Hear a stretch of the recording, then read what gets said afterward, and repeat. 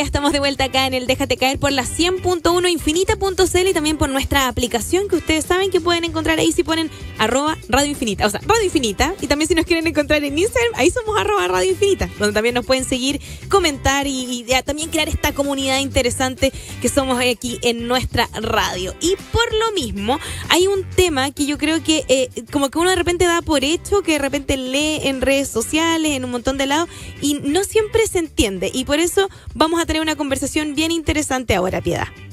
Sí, tenemos una conversación que ya anunciaba yo al inicio del programa, que tiene que ver con la educación no sexista. Hay confusión de repente cuando se habla de educación no sexista, no sabemos muy bien, o algunas personas no saben muy bien a qué nos referimos con educación no sexista, pero es una educación, al final, que busca eliminar toda forma de discriminación, sesgo, incluso estereotipos de género a lo largo de la etapa formativa, educativa de las personas. ¿Y por qué? Porque obviamente se pueden producir o reproducir desigualdades por temas de género en la educación y perpetuarse, de hecho, también para el resto de la sociedad. El 21 de junio fue el Día de la Educación No Sexista.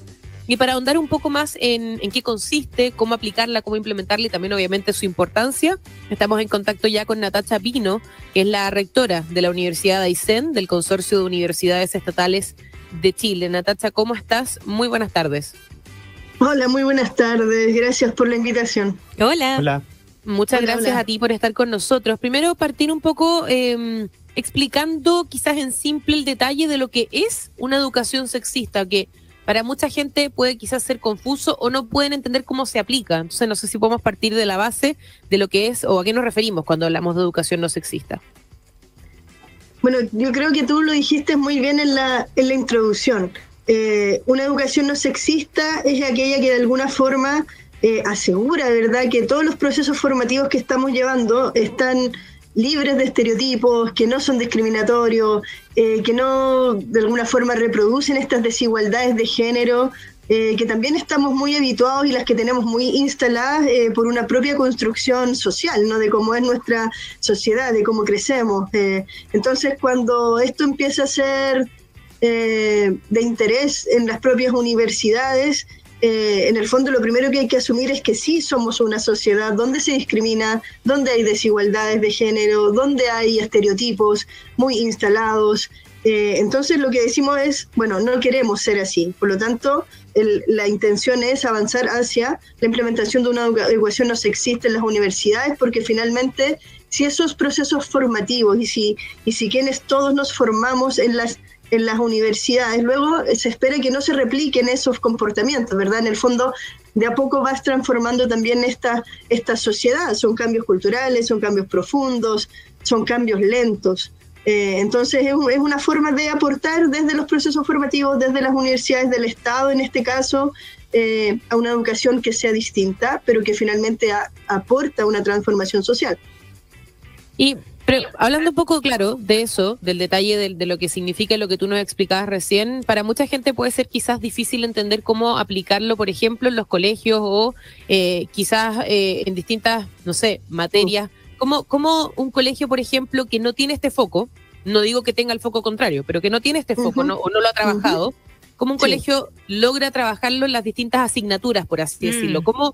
Y no solamente en la forma en que se enseña a los niños y a las niñas, sino que, por ejemplo, en el tema de la evaluación, por ejemplo, o el tema de dar prioridad, por ejemplo, en algunas asignaturas a los hombres. Quizás los profesores, por ejemplo, en matemática tienden a pensar que son los hombres los primeros en que van a responder porque se asocia o se tiene la idea de que tienen una capacidad matemática mejor que la de las mujeres, a diferencia de las mujeres, que pasa eso un poco más en el lado humanista. Sabemos que eso no es así. Entonces, ¿cómo aplicarlo desde el aula de las clases? Más allá también de cómo los niños tienen que aprender, sino que un poco ver cómo las autoridades del colegio lo pueden empezar a aplicar. Sí, yo creo que lo primero o el primer nivel al que tenemos que ir es a esa comprensión. Efectivamente, desde que nacemos, desde que somos niños, nos dicen, claro, los niños juegan con autos, con camiones, con herramientas, los niños construyen, Y las niñas cocinan, las niñas juegan con las muñecas, las niñas hacen ropa y juegan a ser doctoras o enfermeras. Entonces, desde ese sesgo y ese estereotipo de decir los niños son mejores para este tipo de actividades, y que luego cuando lo llevamos al nivel escolar, desde muy pequeños también, y ya incluso en la enseñanza media, incluso en la universidad, decimos, bueno, es que los hombres son mejores para matemáticas, son mejores para ciencias.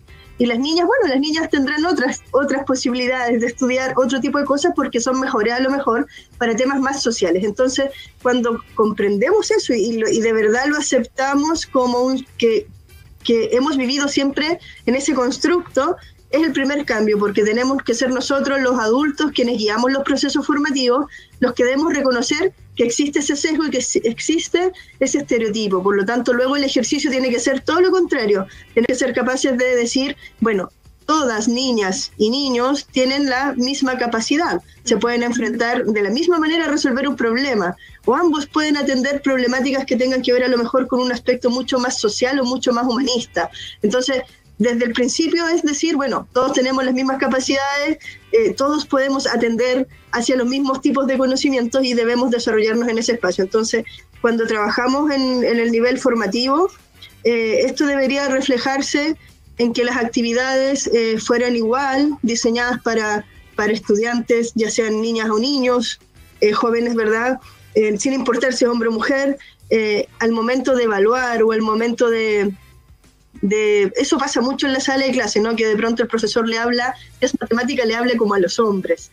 Claro. Eso tampoco, y esos son comportamientos que los adultos tenemos, no tienen nada que ver con los niños. Claro. Entonces, no somos nosotros los primeros quienes estamos aportando y guiando los procesos formativos los que debemos asumir que estamos estereotipados, porque nosotros nos criaron así, nacimos así, y eso es lo primero que tenemos que cambiar. Sí. Y luego ya en las actividades es reconocer las capacidades, es diseñarlas, incluso los ejemplos. Cuando hablamos de ejemplos, siempre es un ingeniero, por ejemplo, o es un constructor, pero cuando son cuestiones de un ámbito a lo mejor no tan científico o no tan del área STEM, se habla mucho de las áreas STEM que tiene que ver con esto, ciencia, tecnología, matemática, ingeniería. Cuando no es de esa área, entonces sí son niñas. Cuando es una enfermera, cuando es una psicóloga, cuando es una profesora, cuando es una, por ejemplo, no sé, una matrona. Hay matrones también, hay obstetras también, pero nosotros somos los que estamos más sesgados. Los niños al final los vamos metiendo en ese mismo camino. Claro. Y yo creo que ahí está el primer ejercicio. Bueno, y hay rectoras también, que esto es algo que últimamente se ha ido sumando y claro, ustedes ahora son varias las rectoras que están presentes específicamente en este consorcio de las universidades estatales de Chile y por lo mismo, cuando uno dice, ya, qué bueno que ahora ya hay rectoras también para que sean un ejemplo para las otras, pero también de repente uno piensa como claro, yo me tocó escuchar varias veces, por suerte a mí no me pasó, pero sí de profesores en las mismas universidades que de repente decían, no sé, por ejemplo, alumnos de derecho, como, claro, acá veo algunas mujeres, pero probablemente ustedes acá vienen a buscar marido, y como frases así que uno dice, wow, como que este tipo de cosas se digan a adultos, porque ya, claro, uno dice ya niños que de repente ya ya hablemos de matemática y no miraron a una niña, ya puede ser, pero que ya sea algo que pasa incluso en aulas de universidades. Uno se plantea el cómo llegamos a esto y cómo no hemos podido salir de ahí en tanto tiempo. Sí. Eso, la muestra de eso es que lo que se requiere es un cambio profundo, creo yo. Y tan profundo que no basta, hemos avanzado, sí, somos al menos en el CUECH, en el Consorcio Universidad del Estado, somos 4 rectoras actualmente. Hace 3 años había una rectora, por ejemplo. Entonces, cuando avanzamos en ese tipo de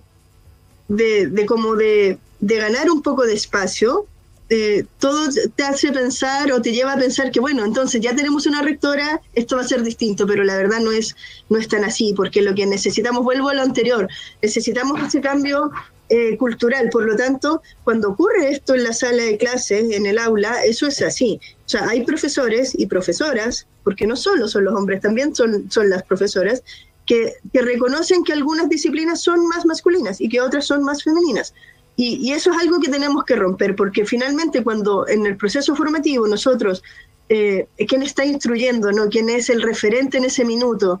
quien está transmitiendo ese saber y está guiando el aprendizaje, es quien al mismo tiempo pone la barrera, ahí se genera inmediatamente una distancia. Aquel que quería ser, por ejemplo, lo que tú me acabas de decir, la mejor abogada, por ejemplo, y si el profesor le dijo, a ver, usted aquí, ¿qué está haciendo?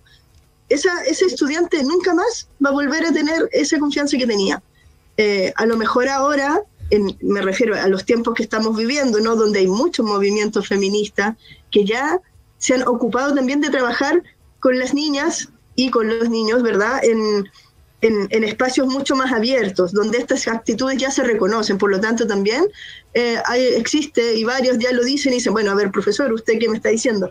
Pero eso hace un par de años eso no era nada común. Entonces, tenemos que avanzar en que nuestros procesos formativos sean no sexistas, en reconocer las capacidades de cada uno, pero también en no discriminar, también en no, de alguna forma, quitarnos esos estereotipos y esos sesgos, porque lo que hacen es reproducir esas desigualdades, llevarlas a la práctica. Si yo veo que mi profesor tiene una práctica sexista, tiene una práctica discriminatoria, seguramente yo después lo voy a replicar, y como mi profesor lo hizo, yo voy a considerar que eso estuvo bien, porque finalmente eso, los quienes nos enseñan y nos forman pasan a ser referentes, y nosotros repetimos los comportamientos, lamentablemente. Entonces, estamos actualmente en un proceso bien bonito, interesante, de cambio social y cambio profundo. Pero para ahí las universidades tenemos harto que aportar todavía. Estamos al inicio del camino, tal vez. Totalmente. Sí, no, y bueno, obviamente es un camino largo de llevar, es un camino difícil, y que creo yo tiene obviamente, ¿cómo decirlo? Es una dificultad porque también, y aquí es una impresión personal, y tú, Natacha, que estás un poco más metida en el tema, me puedes decir, pero yo veo también una especie de reticencia a avanzar en este lado. Y eso no sé cómo se puede ir cambiando a medida de que, o sea, ¿hay alguna medida, por así decirlo, de, no sé, del Ministerio de Educación? ¿Cómo se puede hacer? Porque me imagino que los colegios particulares privados, sobre todo, muchos puede que sí quieran avanzar en este aspecto, pero otros no. Entonces, ¿cómo poder ir avanzando, por último, desde la casa?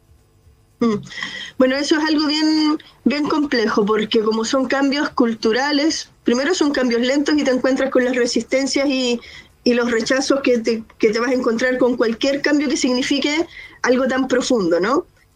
Como esto que de alguna manera dice, bueno, es que ahora queremos una educación que no sea sexista, que de alguna forma incluso, o sea, hay medidas como reconocer, por ejemplo, el nombre social, y que para una familia puede ser el máximo de los logros, ¿verdad? Que sus hijos puedan estar en ese colegio o en esa universidad y puedan ser tratados y reconocidos como ellos quieren ser reconocidos. Eso mismo puede generar barreras, por ejemplo, en el resto de los compañeros de una clase o en los apoderados de un colegio. Entonces, ¿cómo trabajas eso? Son cuestiones bien profundas y que yo creo que tienen que ver con poder instalar los mecanismos adecuados, con formarnos, con comprender de qué se trata, con hablar del tema. O sea, tenemos que hablar más de la educación no sexista. El actual gobierno, el ministro Marcos Ávila, recién llegando, yo recuerdo, en sus primeros días en el mes de marzo o abril, inmediatamente generó una instancia de trabajo con los establecimientos educacionales, por ahora hasta el nivel escolar, hasta la enseñanza media, para trabajar temas de educación no sexista. Ahora, no basta con que sea instruido desde el ministerio, ¿no? Sí, seguramente eso ayuda mucho, pero tiene que ver con las propias comunidades educativas, cómo lo toman. Y yo creo que aquí es importante conocer de qué se trata, formarnos, diseñar mecanismos que se pueda conversar del tema, porque hay muchas prácticas que están instaladas y que no las vemos, porque son naturales, han ocurrido siempre, entonces las tenemos muy normalizadas y no nos damos cuenta que estamos de alguna forma discriminando, o que estamos de alguna manera no respetando al otro, si al final tiene que ver con eso, con respetarte en los derechos, respetarte en lo que eres como individuo. Entonces, cuando hablamos de ir hacia una educación no sexista, una educación en igualdad de género, tiene que ver con respetar los derechos humanos, básicamente. Estamos conversando hasta ahora en Infinita con Natacha Pino, rectora de la Universidad de Aysén, además del Consorcio de Universidades Estatales de Chile. Rectora, déjeme preguntarle sobre los mensajes y la comunicación, ¿cierto? Porque Lamentablemente lo que pasa muchas veces en la sociedad es que las personas se van informando, se van interiorizando sobre temas que son de interés común, por ejemplo, sin duda a través de las redes sociales, ¿no? Y a través de las redes sociales uno ve tantas cosas y muchos mensajes, y hay mucha agresividad por parte de grupos de mujeres que consideran que esta pelea tiene que ser de esa manera, tiene que ser de forma agresiva, ¿cierto? Y de alguna manera desvinculando a los hombres también de esta misma pelea, cuando yo considero, y no sé, y esta es la pregunta, si usted considera también que al final este es un camino que tenemos que recorrer todos, ¿cierto? Porque si no lo recorremos todos es muy difícil poder llegar finalmente al resultado final, que por otro lado también requiere de muchísimo tiempo, así es como ocurren los cambios culturales, ¿cierto?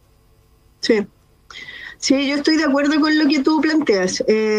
Efectivamente, hay movimientos feministas, hay movimientos que son muy activos, son movimientos que movilizan, que también se requieren, son muy importantes para que este tipo de no de movimientos, pero para que este tipo de cambios, exacto, puedan avanzar, se requiere ese empuje. Pero efectivamente produce rechazo, y eso lo sabemos. Entonces tenemos que alcanzar ese equilibrio. Es necesario que alguien lo empuje, que alguien lo impulse, para eso existen los movimientos y los activismos, ¿verdad? Feminismo en este caso, pero cuando llegamos al espacio educativo, tiene que ser distinto, tiene que ser construido entre todos y todas, porque también esa igualdad que se reclama no es solo para las mujeres, pues es la misma igualdad y el mismo derecho para hombres y mujeres. Entonces, cuando hablamos de cuestiones de género, no son cuestiones de mujeres, son cuestiones de respetarnos en lo que somos, en no discriminarnos, insisto, en que somos iguales, en que tenemos que avanzar, y que ciertamente las mujeres estamos en desventaja, socialmente siempre ha sido así, porque hay desigualdades y brechas que acortar, y eso es lo que tenemos que trabajar, pero a mí me da la impresión que debemos alcanzar ese equilibrio entre ser un movimiento activista, ser un movimiento feminista que impulse, que lleve la bandera de lucha, porque es necesario, porque se requiere implementar leyes, porque se requiere avanzar, pero sí también debemos ir a un espacio más de construcción conjunta. Entonces sí, yo en ese caso estoy muy de acuerdo con lo que tú me planteas, no debería ser algo que nos enfrente a hombres con mujeres. Es la famosa búsqueda en general de la vida, uno lo puede extrapolar a todas las cosas de la vida y el trabajo del equilibrio, ¿cierto? El equilibrio entre las cosas que hay que hacer. Rectora, ese equilibrio que no tiene nada de fácil de encontrar. No, para nada, en nada, la verdad.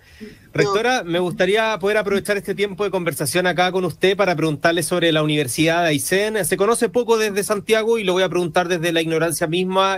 ¿Cuáles son los planes de estudio? ¿Qué es lo que se estudia más en Aysén? ¿Cómo es la motivación en general de los jóvenes de la zona? En fin.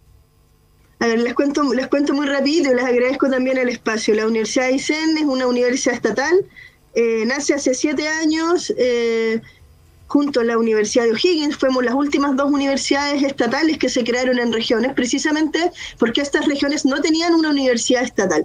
En Aysén, en particular, nace a propósito de una demanda social, por lo tanto, es bien relevante lo que ocurre con nuestra universidad.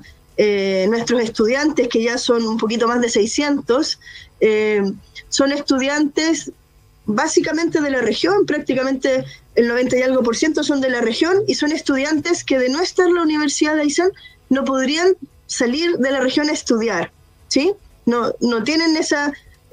pero pasan 2 cosas. Por un lado, no tienen a lo mejor la capacidad económica para ir a estudiar a otro lugar, pero también son estudiantes con un arraigo profundo, y eso pasa mucho con el aysenino, es muy arraigado a su región. Por lo tanto, la Universidad de Aysén tiene esa fuerza de ser una universidad regional, donde sus estudiantes, ya tuvimos los primeros titulados entre diciembre del año pasado y este mayo, y nuestros primeros titulados lo que más sentían era esa ansia y esas ganas de volver a trabajar al lugar donde ellos pertenecen, de volver a sus comunas y poder ejercer ahí. Entonces, eso es nuestra historia en breve. Tenemos actualmente 8 carreras de las áreas de la salud, del área de la ingeniería, de los recursos naturales, de las ciencias sociales, y nos pasa efectivamente esto que estamos conversando también. Por ejemplo, carreras demandadas muy femeninas como enfermería, obstetricia, psicología, trabajo social, y carreras de ingeniería, por ejemplo, con muy poquita baja matrícula de mujeres. Entonces, se replica un poco el modelo del resto de las universidades de Chile, pero hacemos un esfuerzo por avanzar también en políticas de igualdad. Nosotros estamos avanzando hacia el diseño de nuestra política. Recién hace una semana lanzamos nuestro diagnóstico de brecha, entonces ya nos conocemos bien como comunidad en términos de género, no de igualdad de género. Perfecto. Bueno, felicitaciones obviamente por el trabajo que están realizando ahí en la Universidad de Aysén, por darnos esta imagen también de lo que es la universidad, de cómo es también, porque muchos quizás no la conocemos, entonces obviamente tremendo trabajo el que están realizando ahí, y muchas gracias, rectora, por habernos contado también con respecto a esta temática tan importante, la educación no sexista, que puede comenzar en la casa obviamente, pero que tiene que sí o sí continuar en las aulas de clase desde temprana edad y hasta siempre, idealmente, para ir derribando estereotipos, sesgos y por supuesto también discriminación. Así que muchas gracias, la rectora Natacha Pino de la Universidad de Aysén, del Consorcio de Universidades Estatales de Chile. Muchas gracias por su tiempo. Muchas gracias a ustedes. Que esté bien. Gracias, que estés bien. Chao.